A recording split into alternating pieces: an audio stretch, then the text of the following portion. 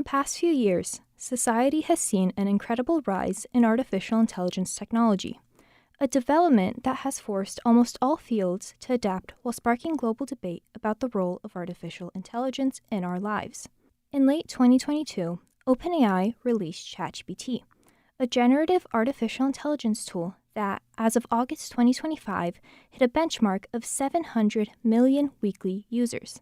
As astutely noted by Stanford University's 2025 Artificial Intelligence Index report, AI is rapidly moving from the lab to daily life. However, artificial intelligence is just the latest technological change that has led society to readjust our ways of living. In the past century, changes in telecommunications, media forms, transportation, agriculture, computing, and health technology have redefined our systems and habits. In this podcast series, Control, Alt, Innovate, Perspectives on Technological Advancements, this uni-high oral history project sets out to understand how the rise of new technologies have impacted our lives over the past century. From uni-high, I'm Karina Berchanu, a member of the class of 2028.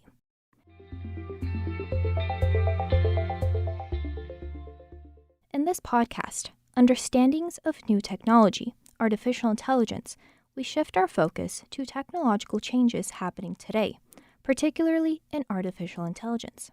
As a scientific discipline, artificial intelligence, now commonly referred to as AI, can be traced back to computer pioneer Alan Turing and his theory of computation in 1935.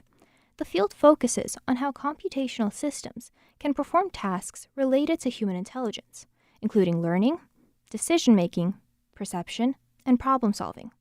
In the past decade, research breakthroughs and advancements in computational power have fueled dramatic improvements in natural language processing, image recognition, and problem-solving, among other applications.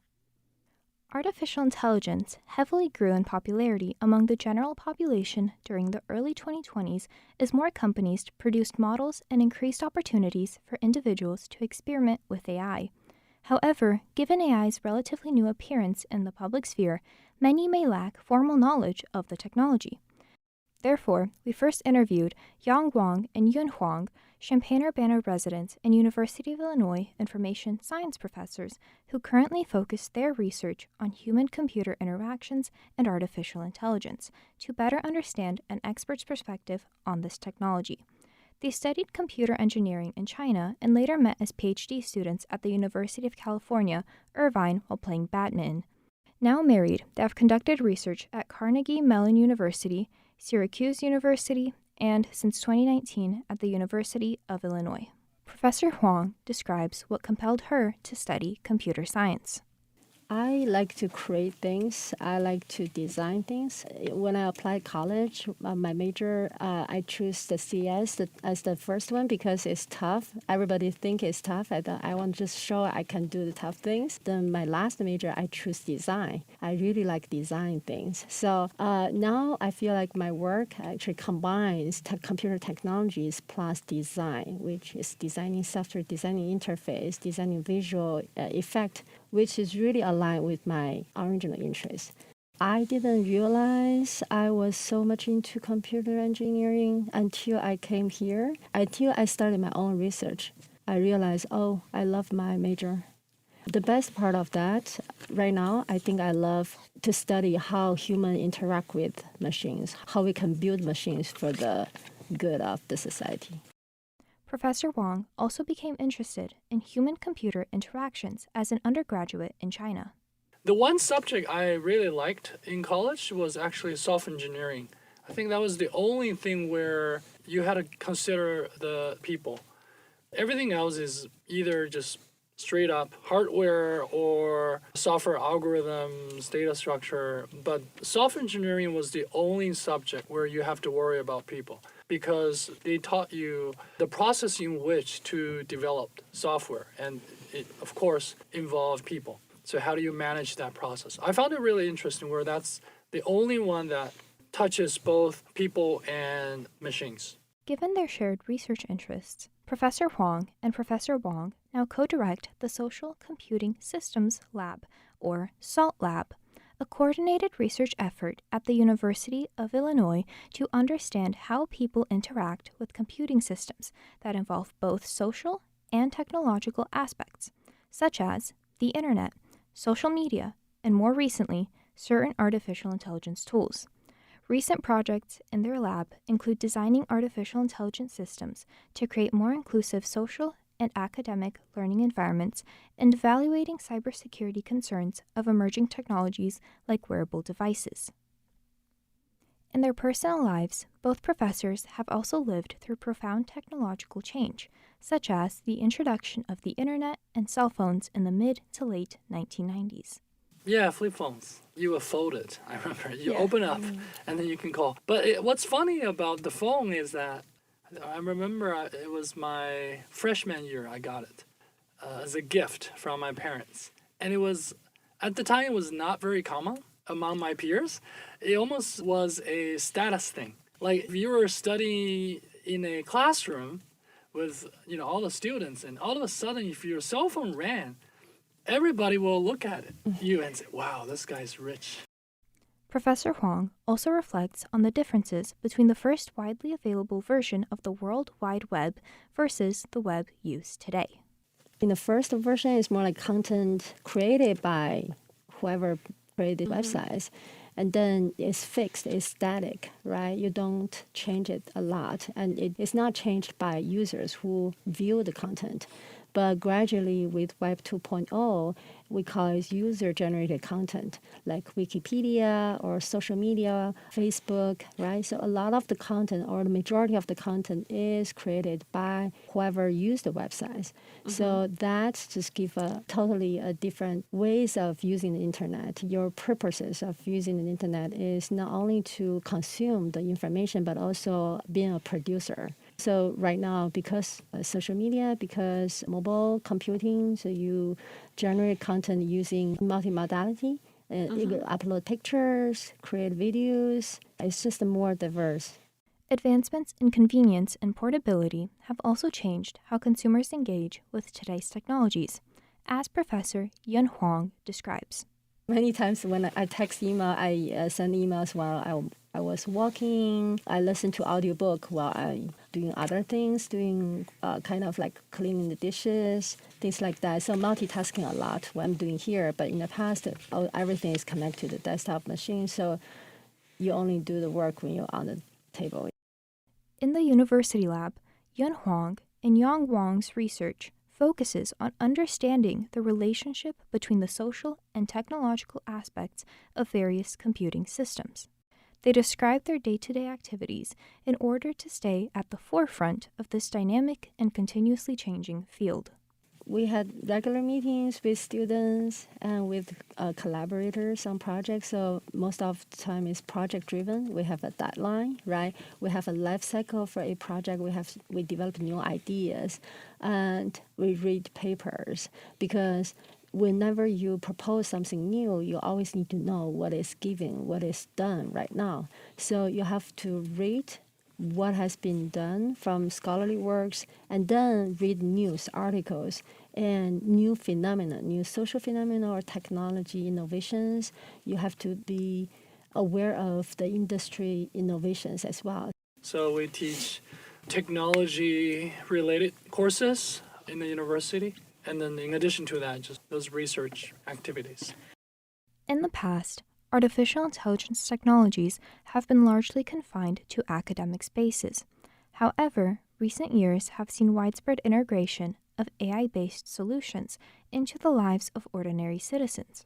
Examples include Apple's Siri, Google Maps routing algorithms, and OpenAI's ChatGPT, launched in November 2022.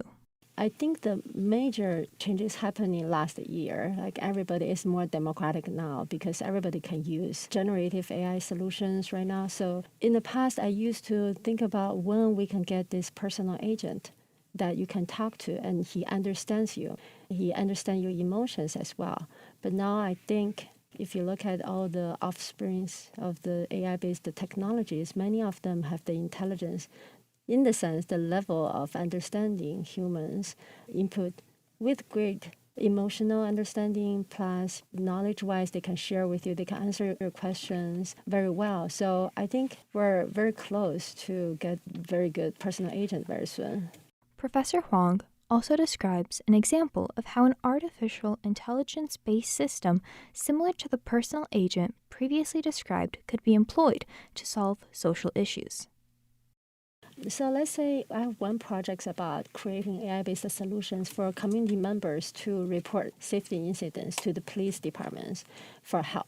But a lot of people, they don't feel comfortable to talk to the police agencies over the phone. Or in the past, when I interview some of the victims, they have autism or they have some other social anxiety. They just didn't want to talk to people. So that has a huge barriers for community members to get help.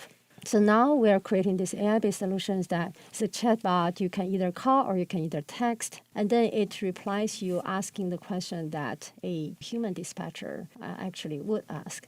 So it just lower the barrier and make the service available anytime. Also, it can provide emotional support.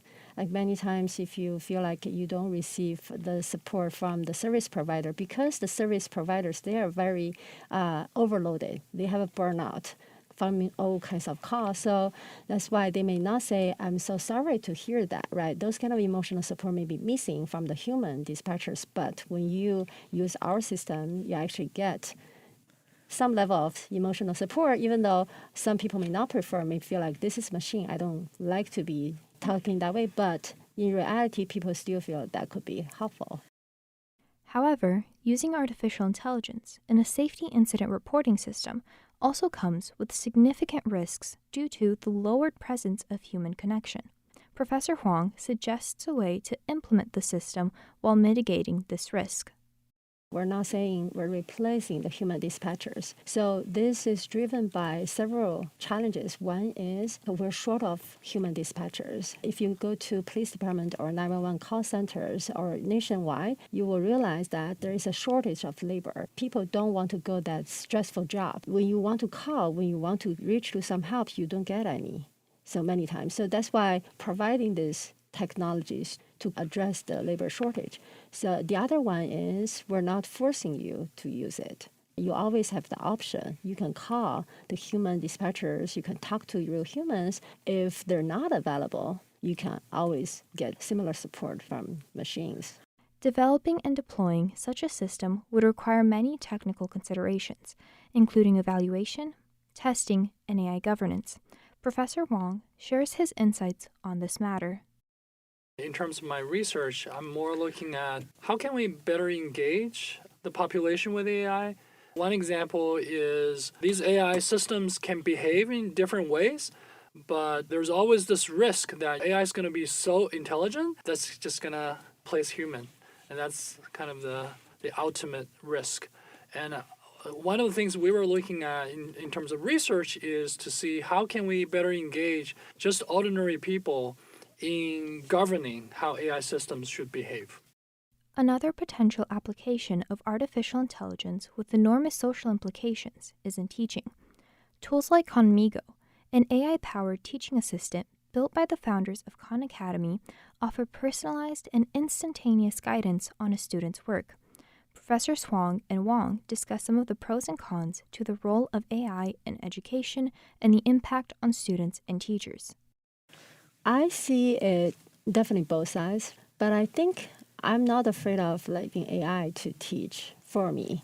But I think the huge part of teaching is the human communication by hearing what your emotions, your excitement about different things, teachers can adapt their content for individual or for the group as well. I think a major part of my classes is students spare some time in the discussion session for each lecture, right? For each session, for each class. So that way they not only learn from one instructor, but also from their peers, so they can see different perspectives. I think that is very important. That is probably not be replaceable by AI so far, even though we can simulate peers using AI still. Okay. But I think that human touch is not replaceable. Hopefully we wouldn't be replaced before we retire. Well, I have the confidence that we always can bring something new. Whenever there's new thing happens, humans can always bring something new in response. Professors Huang and Wang also understand the inherent risks in developing artificial intelligence technologies. If you see AI can simulate humans now, then they can simulate both good things about human, but also bad things about human. So you can see AI can function as a bad actors on internet. That could be very bad. That could be risky. So that's why we not only developing for goodness, but also be very cautious about the capabilities of AI for doing malicious damage to the society. I think the biggest risk is AI, or what they call general artificial intelligence. It gets to a point where it's so intelligent, it is self-governing, self-learning. You can write this AI by human, but the AI will just learn by itself, which is already happening. And to the point that it will essentially get out of control of human governance. And then the AI might do evil things. Another implication of the current advancements in artificial intelligence is that these technologies could or have already developed consciousness. I don't have the direct evidence to make that call at this moment. I think in order to answer that question, we have to define consciousness clearly, but even that term is very complicated philosophically, psychologically, or even scientifically, I think. So I don't think we can answer it right now, but I'm actually think it would be nice to have a super intelligence that is conscious, but conscious for the social good at large, not for individual. So I'm not afraid of that intelligence at all. I think whatever is meant to be is meant to be. Yeah, I think for me, this is inevitable. AI will have conscious. If it doesn't have it right now, it will, probably quite soon, whether I like it or not. And I'm also not afraid that it has consciousness. Again, if it's doing something good. Like awareness, if you say, do you have awareness? Awareness about what? And then I think it's about when we say identity, when we say human rights or ethical concerns, who's the ethics? We have to be very aware like what we're defining. Something we're commonly defined right now may not be optimal for the society. So there is always evolving definition.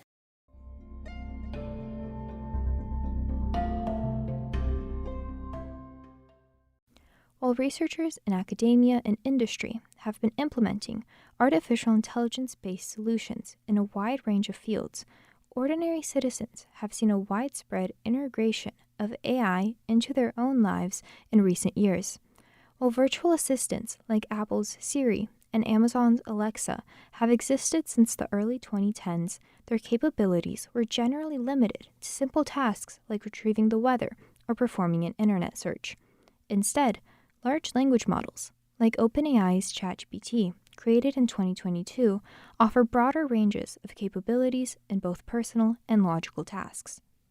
In January of 2023, ChatGPT surpassed 100 million users just 2 months after its initial release, becoming the fastest-growing internet application in history. In February of 2025, ChatGPT had over 400 million weekly users and aims to have over 1 billion weekly users by the year's end. As mentioned by Professors Huang and Wang, artificial intelligence has become ubiquitous in our daily lives, a reality that has become apparent in our interviews with Champaign-Urbana residents.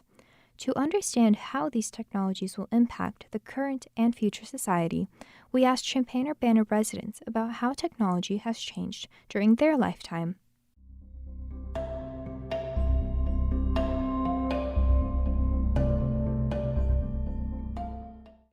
Local Central Illinois farmer Dennis Wanger of Fairbury shares how the agricultural industry has incorporated artificial intelligence.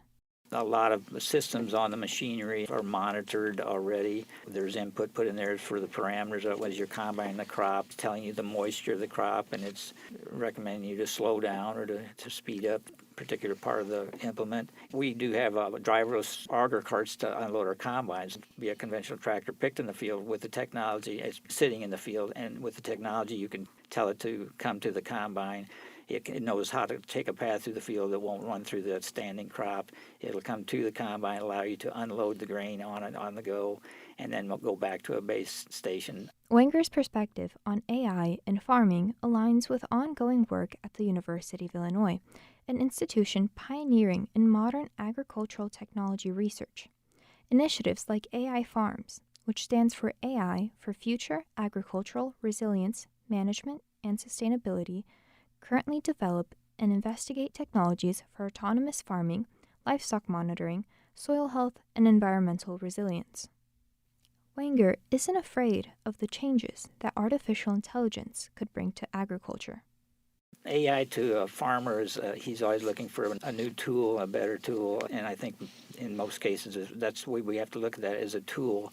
You hate to say you're going to limit the ability to use a tool, but it still is going to take a human being to be involved with the input into the AI product, and it's going to have to be monitored, and it's going to have to take a group of people. I think there's no one person or a small group of people that can make decisions on that. If we just really try to use it as a tool, but not let it control us, and figure out how to make sure that we moderate it and keep limitations on it. Similar to advancement in agriculture, medicine has significantly improved patient outcomes with the introduction of new technologies like MRI scans, surgical procedures, and vaccines. College of ACES Professor Emeritus Keith Kelly, an immunophysiologist, describes the ways in which artificial intelligence has already continued this trend. It already has impacted medicine, and there was one of the early reports that showed that AI was better at diagnosing lesions for breast cancer than what trained pathologists could do. They picked up lesions, cells that pathologists could not.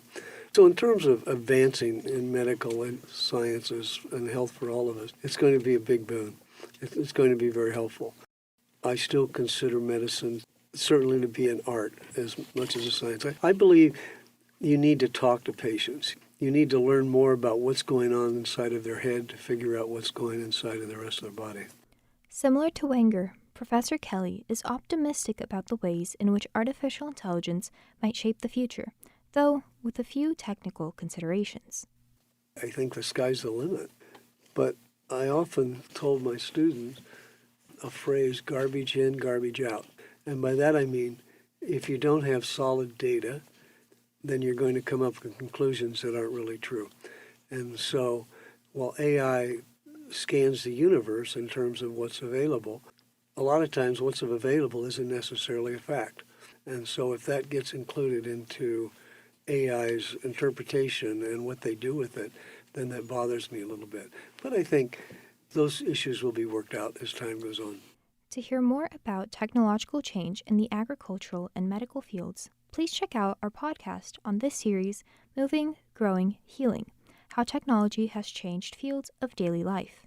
We also interviewed a group of Champaign-Urbana residents with backgrounds in computing and academia.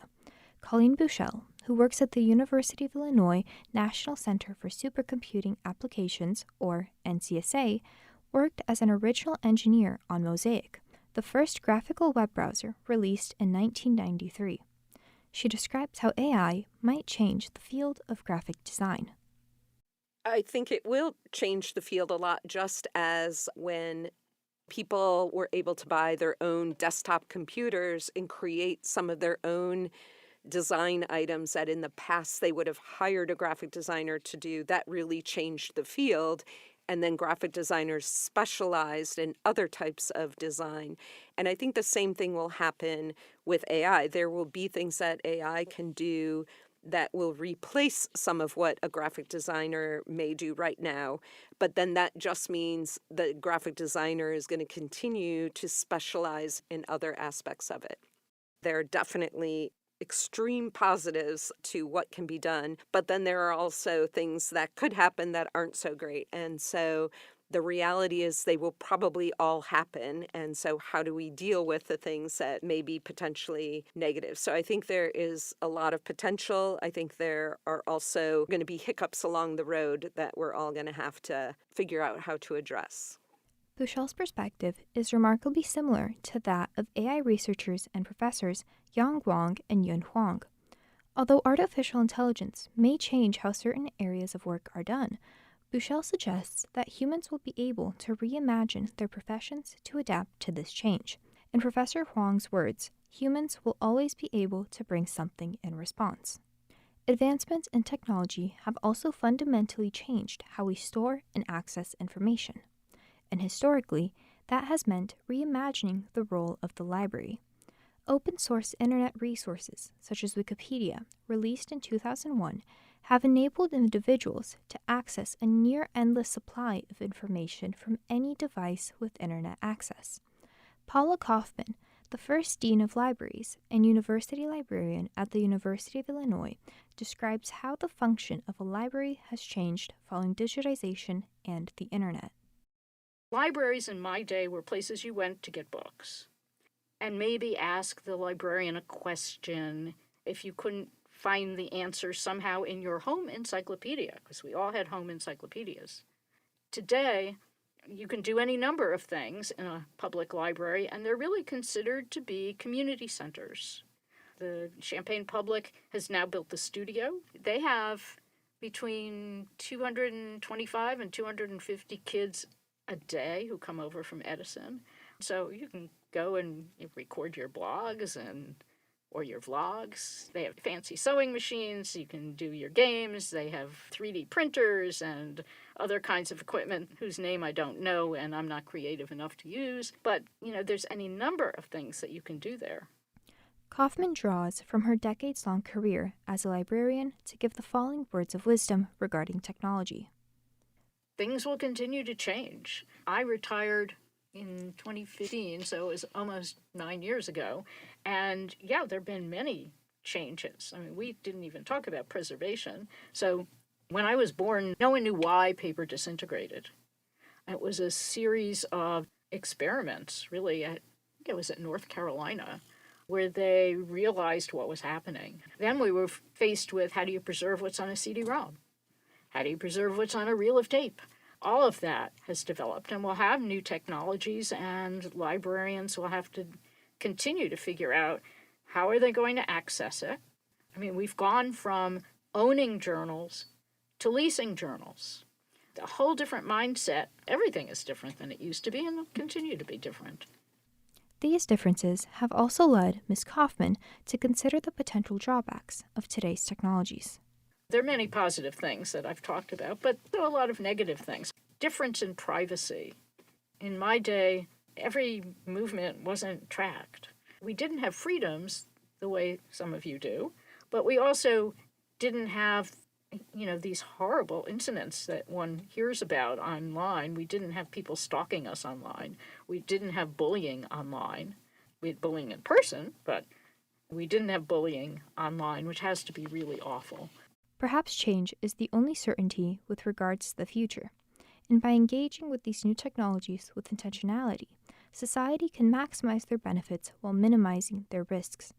Even though the past cannot perfectly predict the future, valuable lessons can still be learned from historical events. Some interviewed community members expressed specific concerns about replacing certain human decision-making processes with artificial intelligence tools. Central Illinois farmer Dennis Wenger acknowledges that while he appreciates many of the advancements brought about by new technologies, he wishes that some technologies would have never been developed in the first place. There's technology that you wish you could make it go away. We haven't talked about the nuclear advancements in warfare, especially, and it's been a part of our life from the 50s and 60s. I was young growing up then.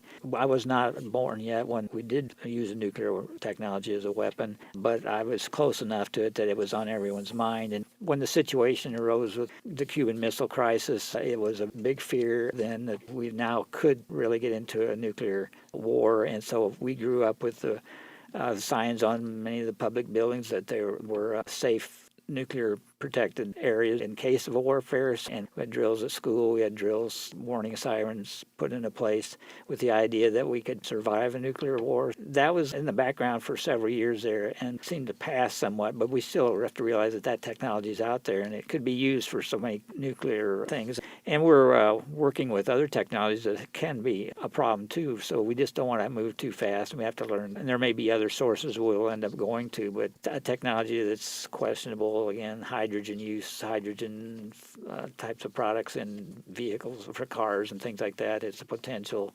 But again, there's a danger. It can be real efficient, but it can be very deadly.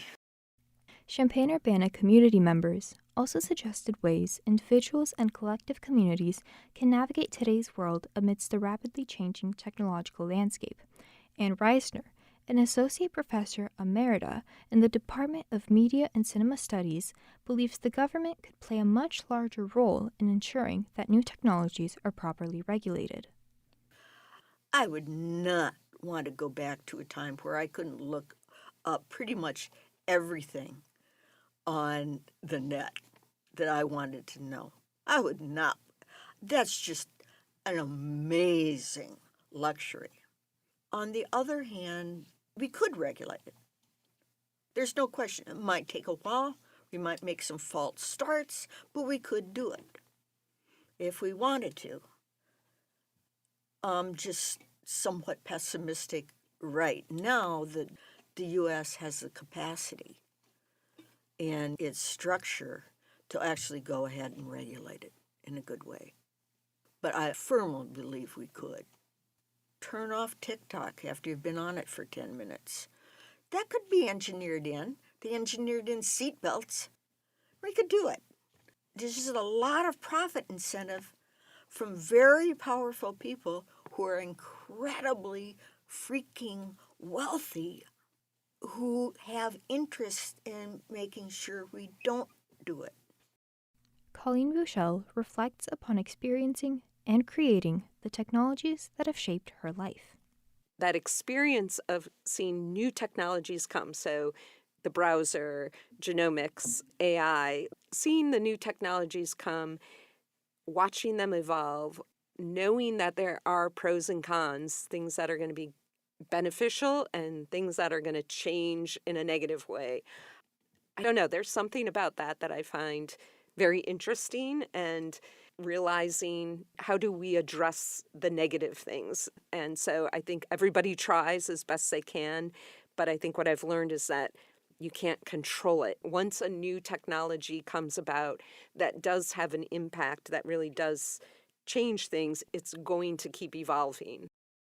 I do think that another aspect of my career or my experience is the multidisciplinary or the collaboration that can happen and the innovation that can happen when you bring different types of people together that just tackle a problem.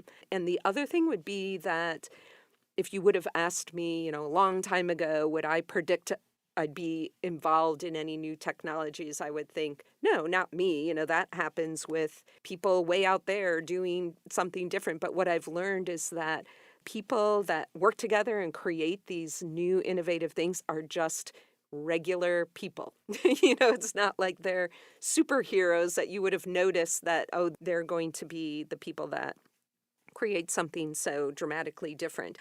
That's not to say that they don't have something very special about them. I think something that's common between a lot of the people I've seen really be creative is that they're full of energy, they have good ideas, and they know how to work with people. And they know how, just from their personalities, to really make something happen. No other period of history has experienced a pace of technological development like today. Despite the potential concerns, Urbana resident Margaret Lovell is optimistic about what the future holds. So I'm trying to put myself back, not just at when I was a kid, but like, what would my grandmother think about all this stuff? So I grew up in a time when we believed that progress was limitless. So when I told you I wasn't surprised about the moon landing, it's because I had been conditioned to believe that we could do anything. Mostly we Americans, but that we could do anything. And so while I had no concept of the specifics that were going to come along in my life, none of it has really surprised me, because I have been all my life set up, not in a bad way, to believe in progress, to believe in the future. And I mean, I can look back and I could say, gosh, it's too bad we don't have teleportation yet. But we might someday, Scotty beam me down. We might get there.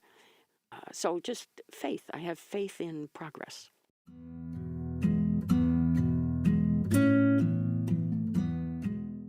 From flip phones as a status symbol to artificial intelligence research at the University of Illinois, Professor Yun Huang and Yang Wang's personal and professional experiences with technological changes allowed them to give more informed context on artificial intelligence.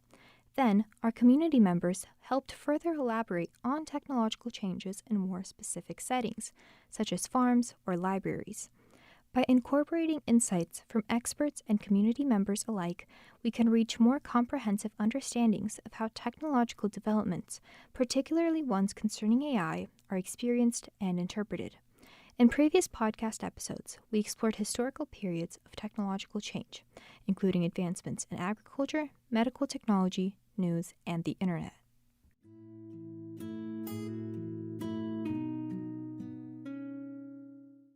Thank you for listening to this Uni-High WILL Oral History Project podcast series on technology and society. To learn more about the impacts of technological change on infrastructure, please listen to Moving, Growing, Healing, How Technology Has Changed Fields of Daily Life, our podcast on agriculture, medicine, and transportation. We also feature interviews with local Champaign-Urbana residents on our podcast, Logging On, Histories of Life Before and After Computers, and on our podcast about technological changes in news and entertainment. All podcasts are available to listen for free on the Illinois Youth Media website. For more information, visit will.illinois.edu/Illinois Youth Media.